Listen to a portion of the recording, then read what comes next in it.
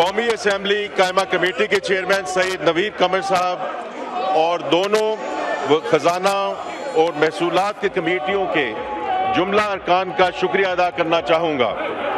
पिछले 2 हफ्तों में इन्होंने इंतहाई खलूस और मेहनत के साथ बजट तजावीज़ का बगौर जायज़ा लिया और इसमें बेहतरी लाने के लिए हमें अहम तजावीज़ दी, जिनमें से बहुत सी तजावीज़ को फाइनेंस बिल में शामिल कर लिया गया।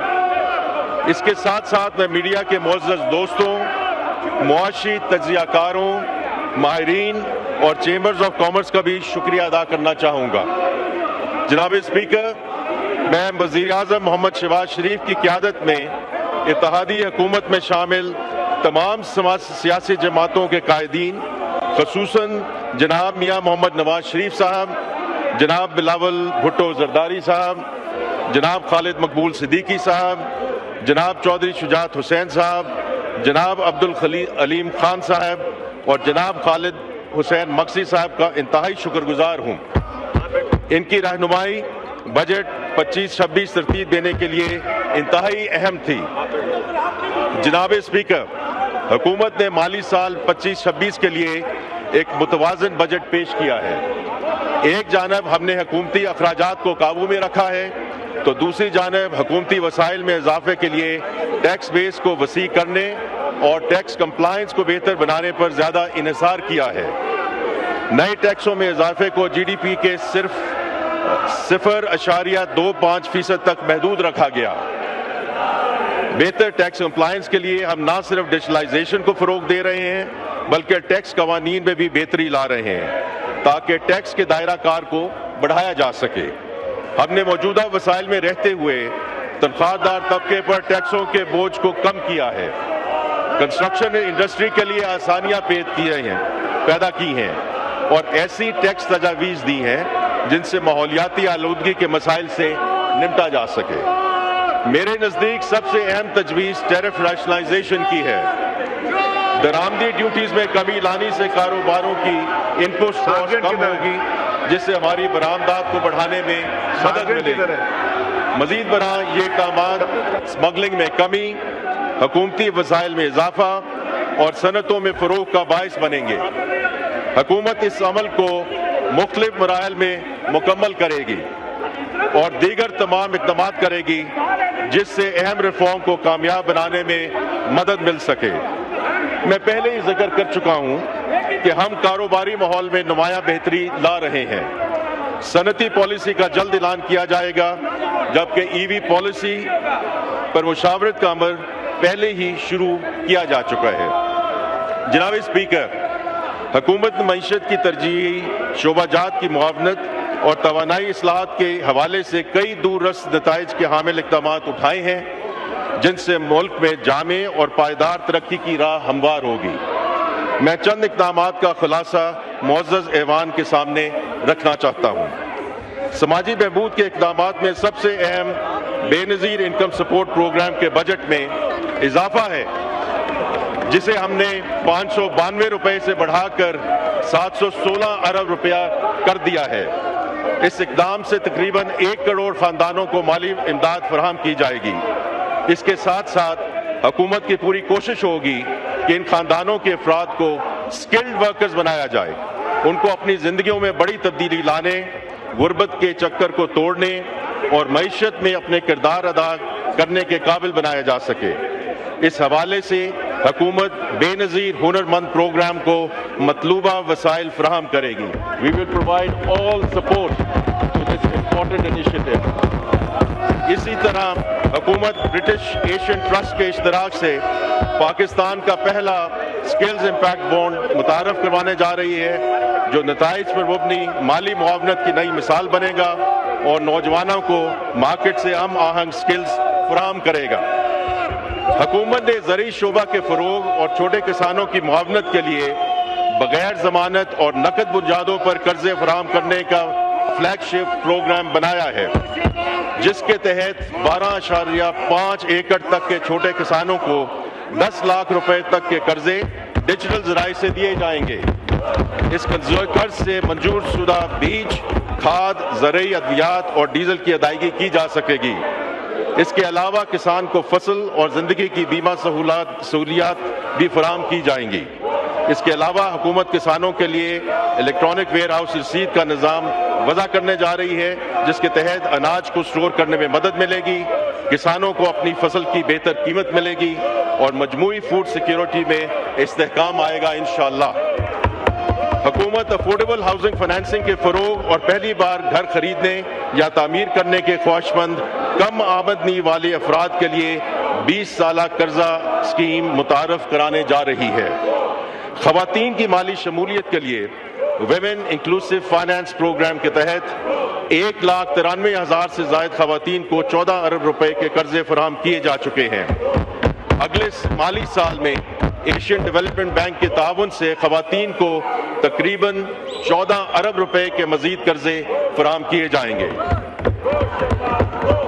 جیسے کہ ابھی چیئرمین بلاول بھٹو زرداری صاحب نے ذکر کیا، یہی ہماری وزیر اعظم پاکستان کی طرف سے بھی ہدایت ہے کہ from a water storage perspective صرف ان ڈیمز کو پرسو کیا جائے گا اور ہمیں اس کو ایکسلریٹ کرنا ہے جو آلریڈی منظور شدہ ہیں۔ جناب اسپیکر، اب میں بجٹ تجاویز میں کی جانے والی ریویژنز کے حوالے سے چیدہ نکات پیش کروں گا۔ تنخواہ پر ٹیکس، جیسا کہ میں نے اپنی بجٹ تقریر میں واضح کیا، حکومت تنخواہ دار طبقے پر ٹیکس کے بوجھ سے بخوبی آگاہ ہے۔ دستیاب فسکل سپیس میں رہتے ہوئے ریلیف فراہم کرنے کے لیے حکومت نے ابتدائی طور پر 32 لاکھ روپے تک کی آمدن کی سلیب پر ٹیکس کی شرح کم کرنے کی تجویز دی۔ اسی طرح 6 لاکھ سے 12 لاکھ روپے سالانہ آمدنی پر ٹیکس کی شرح 5% سے کم کر کے 2.5% کرنے کی تجویز تھی۔ تاہم وزیر پاکستان کی ہدایت پر حکومت نے اس آمدن یعنی 6 لاکھ سے 12 لاکھ روپے پر ٹیکس کی شرح مزید کم کر کے صرف 1% کرنے کا فیصلہ کیا ہے۔ اس اقدام سے اس کیٹیگری میں شامل تنخواہ دار افراد کو اضافی ریلیف ملے گا اور ان کی مالی مشکلات میں کمی آئے گی۔ اس کے علاوہ میں یہ بھی واضح کرتا چلوں کہ بجٹ تقریر سے شاید یہ تاثر لیا گیا کہ پینشن پر ٹیکس عائد ہونے کی وجہ سے کمیوٹیشن اور گریجویٹی کی رقم پر بھی ٹیکس عائد ہوگا، لیکن ایسا نہیں ہے۔ جو لوگ سالانہ 1 کروڑ روپے سے زائد پینشن وصول کرتے ہیں ان پر ٹیکس عائد کیا گیا ہے، جبکہ وزیر اعظم پاکستان کے خصوصی ہدایت پر 75 سال سے زائد عمر والے پینشنر کسی بھی قسم کے ٹیکس سے مستثنیٰ ہیں۔ درآمد شدہ سولر پینلز پر ٹیکس، ابتدائی طور پر سولر آلات میں 18% سیلز ٹیکس عائد کیا گیا تھا، جس کو اب کم کر کے 10% کر دیا گیا ہے، اور اس ٹیکس کا اطلاق صرف 46% درآمدی پرزہ پر ہوگا۔ اس طرح امپورٹڈ سولر پینلز کی قیمت میں صرف 4.6% اضافہ ہوگا۔ ہمیں درآمدی سولر پینلز پر مجوزہ GST کے نفاذ سے قبل ہی بعض انارس کی جانب سے ناجائز منافع خوری اور ذخیرہ اندوزی کی اطلاعات ملی ہیں۔ مذکورہ تجویز کے عملی نفاذ سے قبل ہی ان موقع پرست عناصر کی جانب سے قیمتوں میں خود ساختہ اضافہ کرنا قابل مذمت ہے۔ جیسا کہ میں نے سینٹ میں کہا تھا، میں ان عناصر کو سختی سے وارن کرتا ہوں کہ حکومت عوامی مفاد کے لیے ہر ممکن اقدام کرے گی، کسی کو بھی عوامی استحصال کی اجازت نہیں دی جائے گی اور ان عناصر کے خلاف قانون کے مطابق سخت ترین کارروائی عمل میں لائی جائے گی۔ جناب اسپیکر، FBR کو حاصل اختیارات، وزیر اعظم پاکستان کی خصوصی ہدایت پر ٹیکس فراڈ کے حوالے سے FBR کے موجودہ اختیارات اور فنانس بل کے ذریعے مجوزہ تبدیلیوں کا ایک مرتبہ پھر بغور جائزہ لیا گیا ہے، جس کے تحت ٹیکس فراڈ کی کوگنیزبل اینڈ نان کوگنیزبل کیٹیگریز بنا دی گئی ہیں۔ اب 5 کروڑ روپے تک کے کیسز میں FBR بغیر عدالتی وارنٹ گرفتاری نہیں کر سکے گا۔ علاوہ ازیں گرفتاری کے لیے مندرجہ ذیل میں سے کسی ایک شرط کا پورا ہونا بھی ضروری ہوگا۔ نمبر 1، 3 بار نوٹسز کے باوجود ملزم جان بوجھ کر انکوائری کا حصہ نہ بنے۔ نمبر 2، رائے فرار اختیار کرنے کی کوشش کرے۔ نمبر 3، ریکارڈ کو ٹیمپر کرے۔ اس کے باوجود گرفتاری کی منظوری کسی ایک افسر کی بجائے FBR کی اعلیٰ سطحی 3 رکنی کمیٹی دے گی اور گرفتار شدہ افراد کو 24 گھنٹوں میں اسپیشل جج کی عدالت میں پیش کرنا لازم ہوگا۔ اس کے علاوہ یہ امر بھی یقینی بنایا جائے گا کہ اس عمل میں کسی شہری سے کوئی زیادتی نہ ہو اور قانون میں دیے گئے اختیارات کا ناجائز استعمال نہ ہو۔ جناب اسپیکر، یہاں میں یہ بھی واضح کرتا چلوں کہ قومی اسمبلی کی قائمہ کمیٹی برائے خزانہ و محصولات نے اپنی جو سفارشات پیش کی تھیں انہیں بھی مجوزہ ترمیمی فائنانس بل میں شامل کیا گیا ہے، جن کا ذکر میں یہاں کرنا چاہوں گا۔ مالیاتی بل میں اس بار ای کامرس پہ ٹیکس لگانے کے خصوصی اقدامات تجویز کیے گئے تھے۔ ان اقدامات کی بنیادی وجہ ریٹیل بزنس اور ای کامرس کے درمیان لیول پلینگ فیلڈ پیدا کرنا تھا۔ تاہم ای کامرس کی معاشی سرگرمیوں میں اہمیت کو دیکھتے ہوئے ای کامرس سرگرمیوں میں شامل مائکرو اور اسمال بزنس کو ایک آسان نظام پر منتقل کیا جا رہا ہے، جہاں ان پر ٹیکسوں میں اضافے کا اطلاق محدود بنیاد پر ہوگا۔ اس اقدام سے ای کامرس میں گھر سے کام کرنے والے اور چھوٹے کاروبار کی سہولت میں اضافہ ہوگا۔ ماضی میں لوگ ظاہر شدہ معاشی وسائل سے بڑھ کر بڑی بڑی جائیدادیں خریدتے تھے۔ مجوزہ فائنانس بل میں انکم ٹیکس آرڈیننس کے سیکشن 114C کے تحت ایسے لوگوں پر بڑی معاشی سرگرمیوں میں حصہ لینے پر پابندیاں عائد کرنے کی تجویز تھی۔ وزیر اعظم پاکستان کی خصوصی ہدایت پر اس نئے قانون کا اطلاق فی الوقت 5 کروڑ روپے مالیت کے رہائشی پلاٹ یا مکان، 10 کروڑ روپے مالیت تک کے کمرشل پلاٹ یا جائیداد اور 70 لاکھ روپے تک کی گاڑی کی خریداری پر نہیں ہوگا۔ وفاقی حکومت کو مناسب وقت پر ان مالیاتی حدود میں کمی بیشی کرنے کا اختیار دینے کی تجویز ہے۔ اس اقدام سے معیشت کو ڈاکومنٹ کرنے میں مدد ملے گی۔ موجودہ قانون کے تحت 1 جولائی 2024 سے پہلے خریدی گئی جائیداد پر 6 سال کی مدت گزرنے کے بعد کیپٹل گین ٹیکس کا اطلاق نہیں ہوتا ہے۔ تاہم اس جائیداد کی فروخت پر 4.5 سے 6% تک ود ہولڈنگ ٹیکس لاگو ہوتا ہے۔ یہ ٹیکس عمومی طور پر ریٹرن فائل کرنے پر ریفنڈ کی شکل میں واپس کر دیا جاتا ہے، however جس میں ڈیلے کی وجہ سے لوگوں کو مشکلات کا سامنا کرنا پڑتا ہے۔ وزیر اعظم پاکستان کی ہدایت پر یہ فیصلہ کیا گیا ہے کہ 15 سال یا اس سے زائد مدت تک ذاتی استعمال میں رہنے والی رہائش گاہ پر اس ود ہولڈنگ ٹیکس کا اطلاق نہیں ہوگا۔ اس سہولت کے بے جا استعمال کو روکنے کے لیے اس سہولت کا اطلاق 15 سال میں صرف ایک ذاتی جائیداد کی فروخت پر ہوگا۔ ملک میں برآمدات میں اضافہ کے لیے چند سالوں سے ایکسپورٹ فیسیلیٹیشن اسکیم متعارف کرائی گئی تھی، جس میں سے ایکسپورٹرز کو بغیر ڈیوٹی اور ٹیکس دینے والے خام مال درآمد کرنے کی اجازت دی گئی تھی۔ پچھلے 3 سال کے اعداد و شمار سے ثابت ہوتا ہے کہ اس اسکیم کے تحت دی گئی رعایت کی وجہ سے پاکستان میں پیدا شدہ کپاس، روئی اور دھاگا کی قیمت اور درآمد شدہ اشیاء کی قیمتوں میں واضح فرق پیدا ہو گیا تھا، جس کی وجہ سے کپاس کی فصل اور اس کے کاشتکاروں پر برے اثرات مرتب ہو رہے ہیں۔ درآمدی اور ملکی پیداوار میں اس فرق کو ختم کرنے کے لیے یہ فیصلہ کیا گیا ہے کہ روئی اور دھاگے کی درآمد پر سیلز ٹیکس اور ڈیوٹی کی چھوٹ ختم کر دی جائے۔ اس اقدام سے کپاس کی پیداوار میں اضافہ ہوگا، سپننگ ملیں ریوائیو ہوں گی اور غیر ملکی زر مبادلہ کی بچت ہوگی انشاءاللہ۔ جناب اسپیکر، جیسا کہ آپ جانتے ہیں کہ ہم فنڈ پروگرام کے تحت ملک میں مالیاتی نظم و ضبط میں توازن کرنے کی کوشش کر رہے ہیں۔ ان بیان کردہ ٹیکس رعایتوں کے نتیجے میں ٹیکس وسائل میں کمی کو پورا کرنے کے لیے 3 مزید بجٹ تجاویز اس ایوان میں پیش کی جا رہی ہیں۔ ان اقدامات میں یہ خیال رکھا گیا ہے کہ صنعتی اور کاروباری طبقہ کے اوپر مزید بوجھ نہ ڈالا جائے۔ کوشش ہے کہ یہ نئے ٹیکس اقدامات صاحب حیثیت افراد پر عائد کیے جائیں۔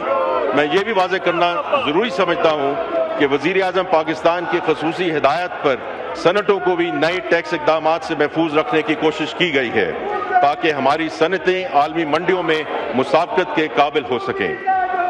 انکم ٹیکس، ان میں سے سب سے پہلی تجویز یہ ہے کہ میوچل فنڈز کی طرف سے کمپنیوں کو جاری کردے ڈیویڈنڈ میں سے ڈیٹ پورشن سے حاصل شدہ آمدن پر ٹیکس کی شرح 25% سے بڑھا کر 29% کی جانے کی تجویز ہے۔